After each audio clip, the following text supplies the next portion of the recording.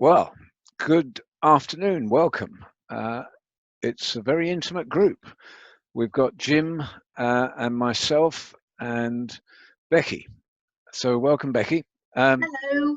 I'm going to actually encourage you to mute your microphone until I invite you. Actually, that's not, no, I'm going to change that.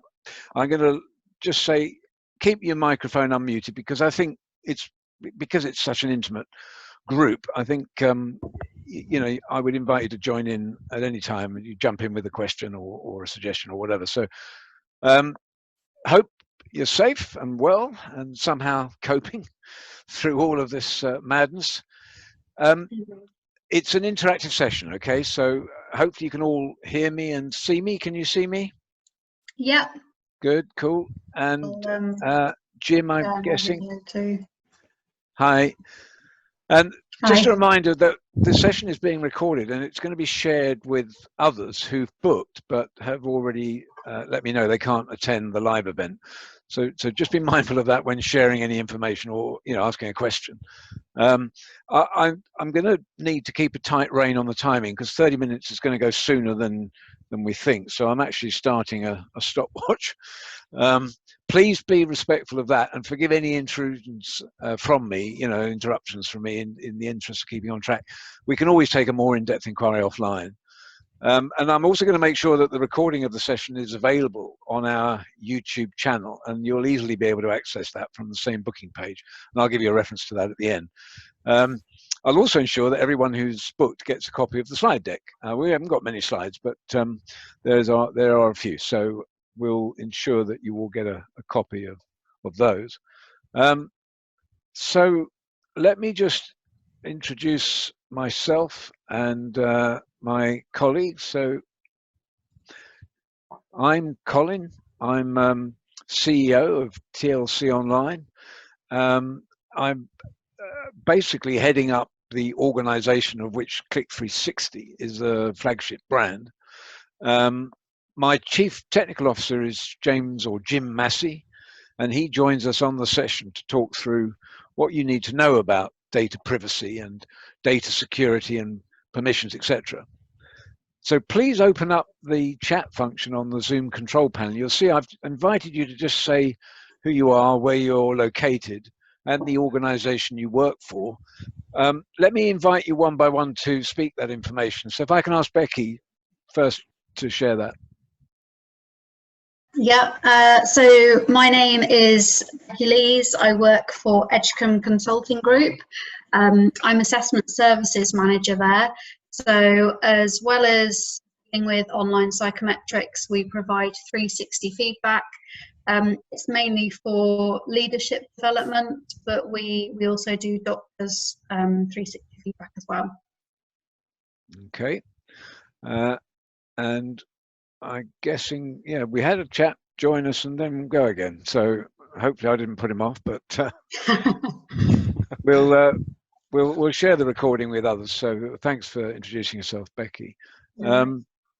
So this is the first group mentoring session. That's what we've billed it as. And as it's the first time we've ever run one, we're all going to learn together a bit of a process for making it informative, hopefully instructional, and most of all enjoyable. Because how we want to work with you guys is to deliver short bursts of info accompanied by a slide, and then open up the floor for any questions or observations or suggestions from anyone in the audience. So that's the plan, and we've got about 27 minutes left. Let's take the next slide. So this is all about the basics of what hardware you should use to maximize the functionality of not only the Click360 platform, but probably all 360 platforms.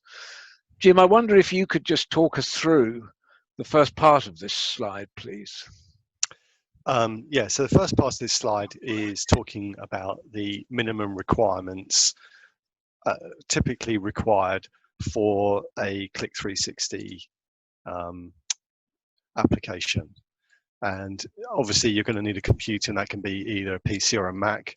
There are others available, but they're not very widely used. So typically most users will either be using some form of PC or some form of Mac. We want to ensure that it's a modern, up-to-date machine with a current operating system. Now, by current operating system, we mean one that's supported by the vendor, such as Windows or Apple or Microsoft and Apple. If the operating system has reached end of life, it will be depreciated, which means the vendor won't be releasing any updates for it. So, for example, something like Windows 98, for example, reached end of life a few years ago. Microsoft do not release any patches for it, and that means that any vulnerabilities in that operating system will not be patched, will not be fixed. And that means that those vulnerabilities then get disseminated across the internet through different groups of hackers and people that are out to cause us harm. And then those vulnerabilities are exploited, and they're exploited very, very easily. Once they've been found, you do not need to be an expert to exploit them. There are tutorials all over the place to do that. This is why it's so important to be using an up-to-date computer. Most attacks or compromises on a system are down to users using a compromised machine and typing in a password, username and password on that compromised machine, or falling foul of a phishing email. So I've digressed slightly there, but so we're talking about the basic requirements. So Colin, you'll need to rein me in if I do go off the straight and narrow again. Screen size is important, Jim, isn't it? Yeah, screen size. Most of the Click360 applications are responsive, so they will resize or adapt to suit your screen size. But obviously, if you're wanting to consider what you're doing, then we generally advise that it's best to use a minimum screen size of 1024 by 768, so you can clearly see what you're doing and give yourself time to think about what you're doing. You can use a mobile device on the go, but obviously the information that you're giving, the feedback that you're giving is important, and therefore we want to encourage people to consider it. And I think having a very clear view of what you're doing on screen is important. And of course, none of these programs, I don't think any of the ones I've seen, and especially ours, work without an internet connection. That would be correct. Yeah, any web-based application is going to be reliant on an internet connection. There may be some apps out there that allow you to do your data offline and then poll a central server or API when it does go back into some form of internet signal, and then post that information back. But the information generally on a website will exist in a form that needs to be submitted back to a server, and that needs to happen in generally about 20 minutes. The server session will time out. In some instances, those session timeouts will be increased, and we actively increase them on Click360. However, in some organizations that go through some form of firewall or proxy, will have timeout limits imposed at their end. So even if we set our timeout limit to 60 minutes, the user's session will have timed out long before then. So if you're sitting on a page pondering your feedback for more than 20 minutes and then you click submit or save, there's a chance that the data may get lost.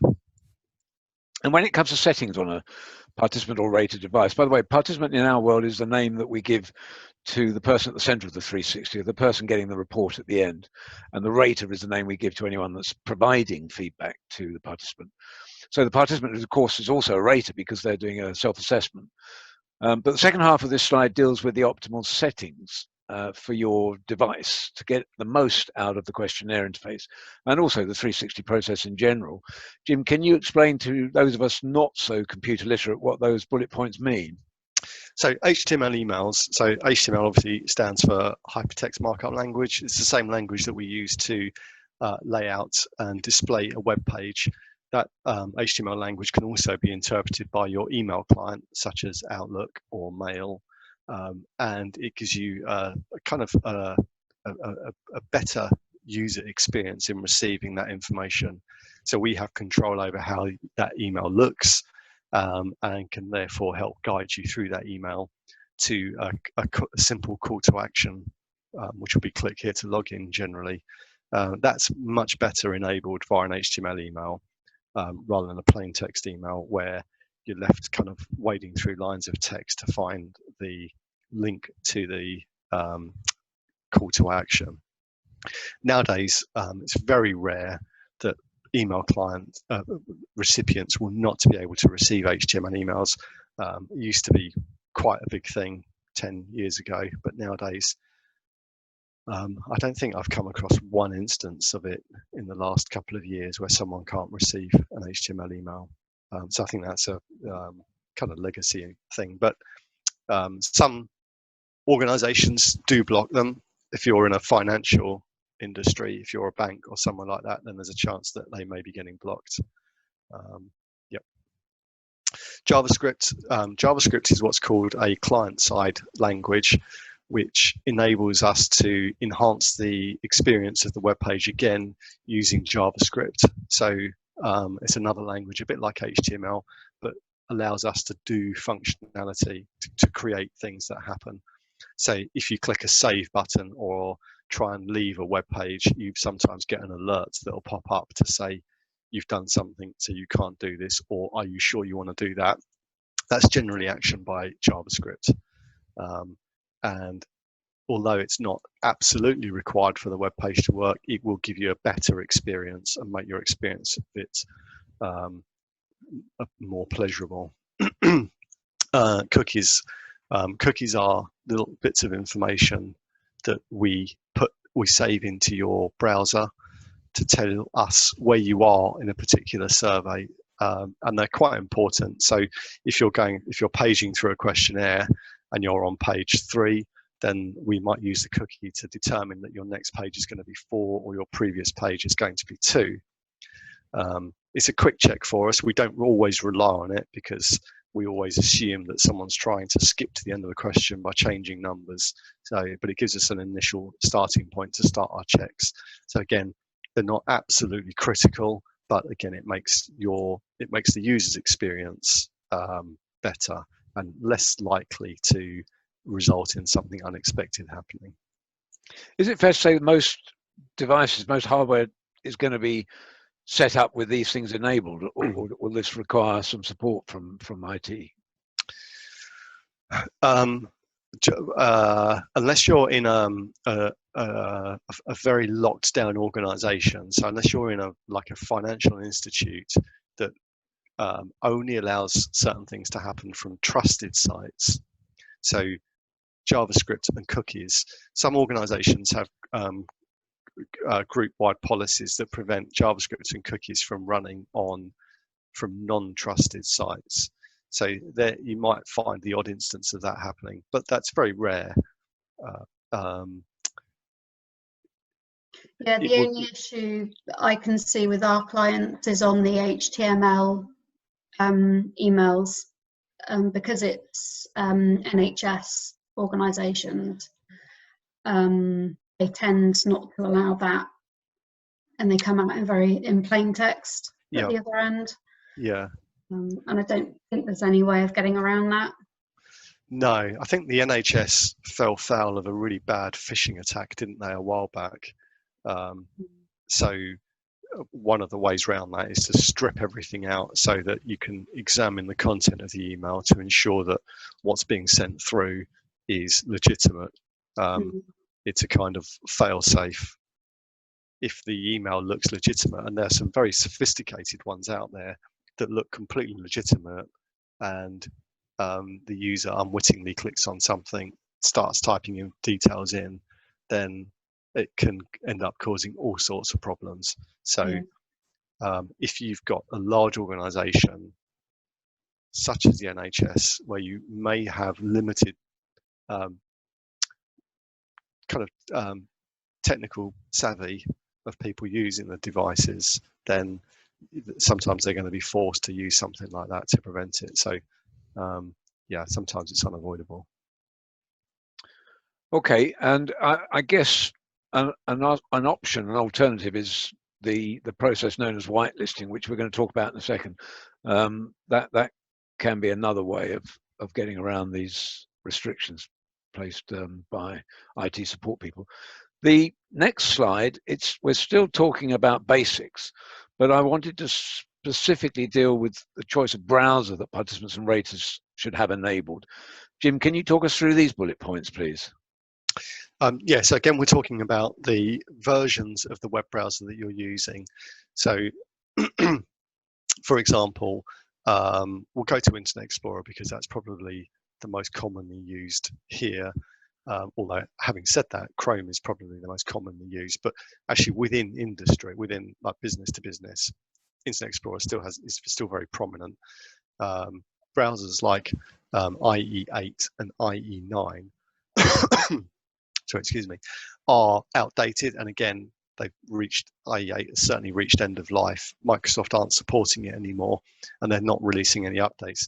This means that they're obviously full of vulnerabilities, and it's generally not a good idea to use them. That kind of is secondary to the issue that we face as developers, which is that modern browsers support more functionality, more things we can do with HTML, CSS, and JavaScript. So HTML is a language that controls what's going on the page. JavaScript controls how it's going to behave, and then CSS controls how it's going to look. And the more modern browsers have a wider range of features that they support. So things like transparent colors, some CSS transitions, and some animations, and things that we can do to make that user experience a richer experience, whereas older browsers don't allow that. So we're trying to make the thing as engaging and easy to use as possible. So from a developer point of view, if a browser has been sunset or is being depreciated like IE8 or IE9, then we may make a decision to use a feature that is not supported by those older browsers, such as transparent background colors, for example, with an eye on what we call graceful failure, so that you can still use an older browser, but it might not look as it's intended. So this is why we give a list of our minimum requirements, because that's where we aim for things to work. Yeah, and I'm guessing that's true for nearly any feedback tool. What I wanted to do next was to take a little bit of a dive into the whole sort of email issue. If we took an in-depth look at emails, obviously any 360-degree feedback application works through generating bulk email invitations and reminders. And then as cybersecurity has sort of got more and more of an issue for organizations, so too have their IT support functions made it more difficult for unwanted sort of phishing emails, PH phishing, or spam emails to get through. We've touched on it with HTML, but quite rightly, these things have been put in place. So the problem is we sometimes find that our emails get blocked. So what I want to ask Jim is to talk through the characteristics of Click360 emails and how you can minimize the risk of them being blocked. Jim? Well, this is a very complex area, and it's there's certain things you can do which will minimize the risk of your email being detected as a spam email. So that typically starts with the domain that the email is being sent from needs to have some relationship with the IP address that it's being sent from. So if the email is sent from click-360.com, that's what we call the domain, and the IP address in this instance, this example here, 85.234, blah, blah, blah, the recipient email server will do a couple of checks to say, is this IP address able to send this email? Is there any kind of link between the domain name and the IP address? And it would start by looking at something called an SPF record, which SPF stands for Sender Policy Framework. So we just add a text record to the DNS settings of the domain that says this IP address is a legitimate sender for that domain. And generally that will be enough to allow you to send emails on behalf of that domain. The problem gets a bit harder if you aren't able to do that. So if you're sending emails from another domain for a client, so on something like Self-Drive where people sign up and they send emails, we send emails on their behalf. We can't always guarantee that those emails are going to be delivered because there isn't that relationship. So we then use some other techniques, which would be we'll send from one email address, which might be support@click-360.com, but the email will have a reply to address and also a return path, which will be the client's email address, so that anybody clicking reply on the email will go back to the designated client, or if the email bounces, will go back to the client as well. So there's many things that you need to consider when you're sending emails. So that's one thing. Also the content of the email. Keywords within the email can also trigger it as a spam email. For example, having the word dear in an email. So dear can be a trigger word. So sometimes we find that sending an email with the salutation hi, which is what you typically write in an email that starts with dear typically would be a spam email. So hi generally means it's not a spam email.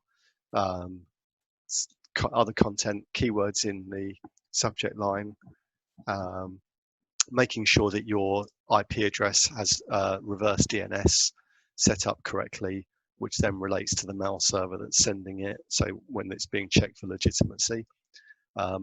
Also the age of the IP address as well makes a difference.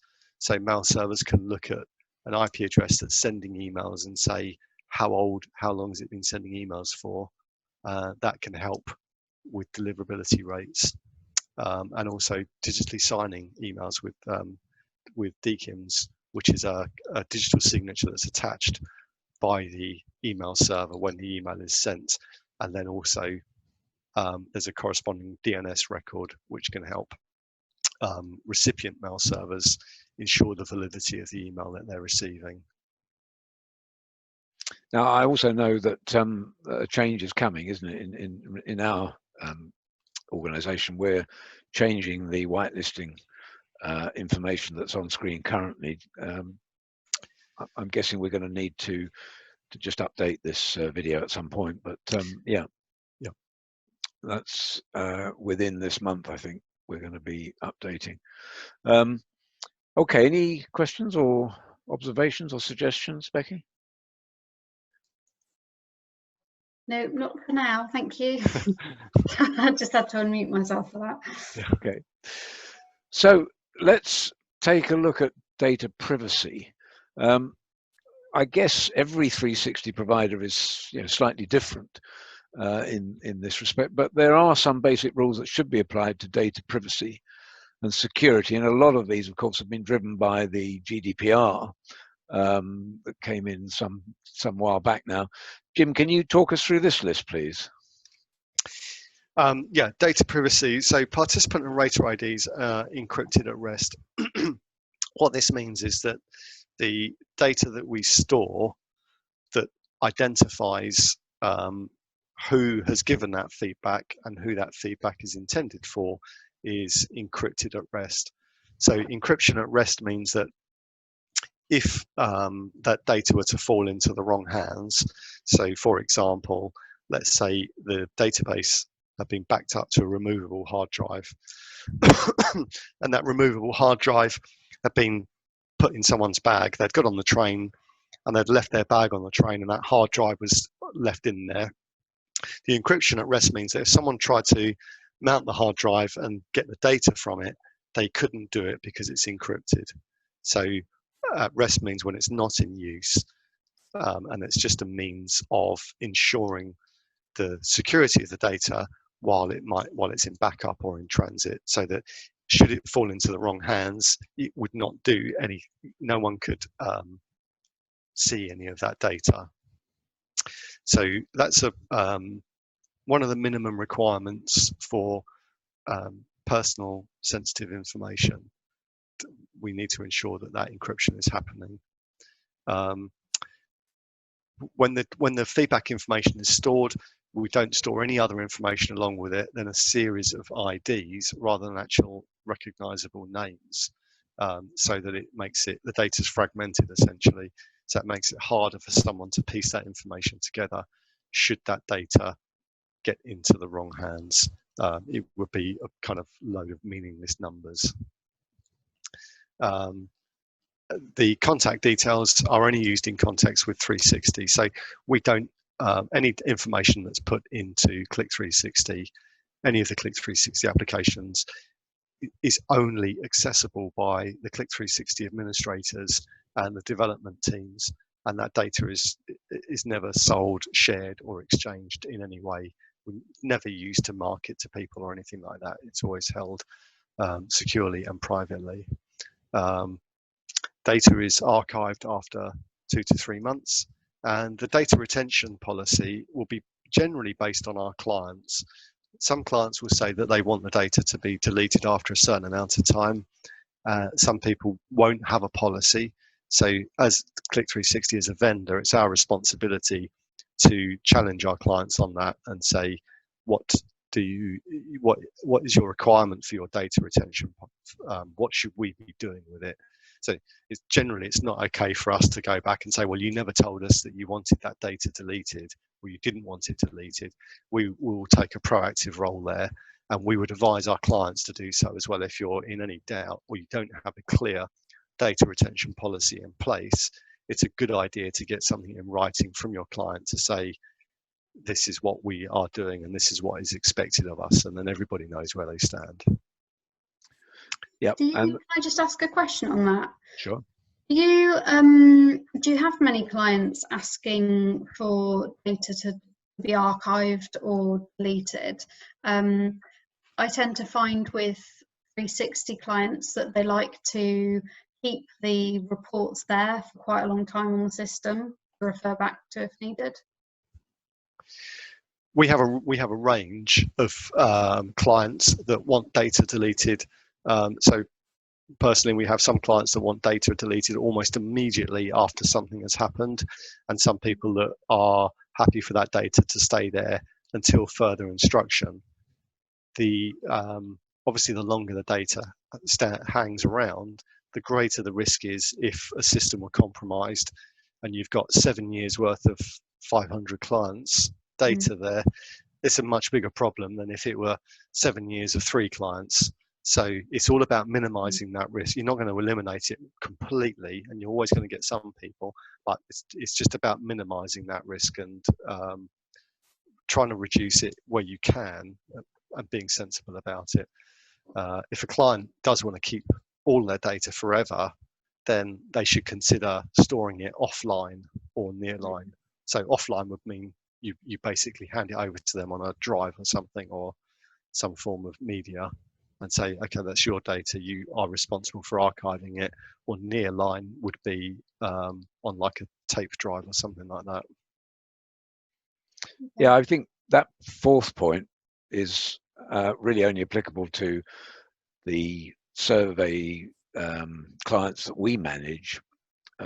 We make that decision to archive.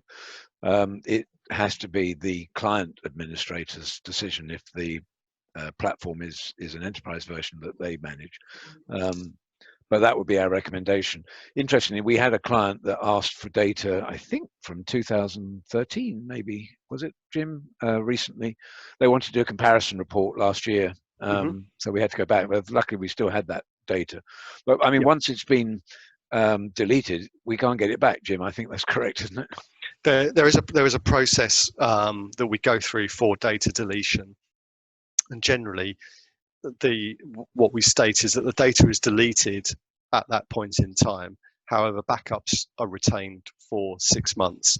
Okay. So there's kind of like a 6-month grace period of where the data is not fully deleted until 6 months after the initial deletion. So in some instances, it's possible to get data back if a client has requested a deletion and then they go, oh no, actually I do want that. We always make that clear when we're deleting data. Do you want the backups deleted, or do you want to keep the 6 month, the rolling backup running? So most people say that's fine for it to stay in the backup. The backups again are the data's encrypted at rest, and then the backups are encrypted again. So generally it's quite safe, but sometimes you do get that request where they just say everything has to go. I mean, since we moved to Microsoft Azure in the cloud, we've got more capacity, which effectively it scales up as it's needed to, as it's needed. So we have less of an issue than if we'd got it on a physical server somewhere. Okay, so the last slide I wanted to show and talk about was it's something that concerns just our questionnaire interface. Some participants and raters have found that their scores, but more likely their comments, are not being saved on the system. So I thought I'd just add this because what happens occasionally is a rater will be typing data into this page, into the comments page, and then they'll get interrupted and they'll leave their machine. And if it takes them away from their device for more than 60 minutes, that data will not be saved. That's my clock. So we're out of time. So, but anyway, you started so you can finish. I started so I finished. Thank you. The application times out after 60 minutes. That's how we've programmed our tool, and the data is going to disappear. So they'll come back and they'll try to go back in and leave. Carry on where they left off. But unfortunately, the data's gone. So I just wanted to flag it up because. It's really a case of reminding participants and raters to regularly click any of the 3 buttons at the bottom of the screen. Any of those will ensure that their data is saved. I guess the most obvious one is save and exit, but the other ones, previous or continue, will also have that function. I think as we've got Becky on the call, it's important to just point out, Becky, we've overridden that with your corporate 360 tool. That actually has got a piece of code that automatically saves as you go along. I think, Jim, it's a 3-second save, something like that. Yeah, after 3 seconds so if you're typing, if you stop typing for longer than 3 seconds, it'll perform an autosave. But that's only unique to the Edgecombe platform, and I think it's worth pointing this out to other clients. Also, I wanted to get this same piece of code that we've got on your platform, Becky, incorporated into our main suite of platforms. But right now, that's how it is. The other tip probably to suggest on that is within entering large pieces of text. I think what we sometimes recommend to clients is that they perhaps do it in a Word document first before then copying and pasting it into the system. Yep, really good practice. Yep. Yeah, I would endorse that. So that's all I wanted to cover on this session. Thank you. Just to let you know that we have 9 sessions in total, 1 every week, although they are on different days. The next week's subject is questionnaire design. It's next Thursday. If you haven't already booked, please use the link on the screen or in the chat box to do so. And my thanks to our audience, Becky. Thanks to Jim. Pleasure. And have a good rest of the week, and bye for now. Thanks very much. Bye, Thanks, guys. everyone. Goodbye. Bye now. Bye.